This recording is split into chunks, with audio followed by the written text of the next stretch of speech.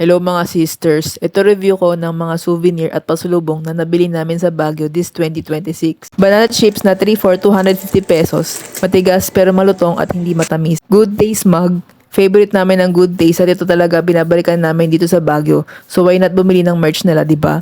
ER patient tag ng Baguio General Hospital. Waterproof at mukhang matibay. Nakuha ko ito nung pumunta ako ng ER ng Baguio General Hospital kasi 3 beses ako sumuka at nag-LBM. Wala akong picture or video sa hospital kasi bawal. At syempre nanghihina kasi ako nun. So panoorin nyo na lang itong video ko na nag-zumba sa Burnham Park habang kinakwento ko. Third day namin, bandang late afternoon na sa Baguio, sumuka at nag-LBM ako ng 3 beses. Ang tindi ng pagsuka at LBM kasi parang projectile yung pagbuga. Hindi ko na alam kung saan lalabas yung dapat lumabas, sa bibig ba or sa puwet. If ganito yung kondisyon ko, hindi ko alam kung if kakayanin ko bumiyahe pa uwi kinabukasan. Kaya nagpa-ER na ako at pinili kong puntahan ang Baguio General Hospital. Public hospital ito pero pagdating ko doon mukha siyang private hospital sa ganda ng facilities. Wala akong binayaran sa hospital visit na to, pati gamot ay libre. Ganito pala pakiramdam na papakinabangan yung tax. Overall, maganda ang naging experience ko sa hospital na ito at tama lang nakasama siya sa World's Best Hospital list. Ang galing lang kasi kung kaya naman na maganda ang public hospital sa Baguio General Hospital, sana sa lahat ng public hospital din. Sana hindi nyo matry ma-ER pero kung gusto nyo malaman kung saan to, i-google nyo na lang.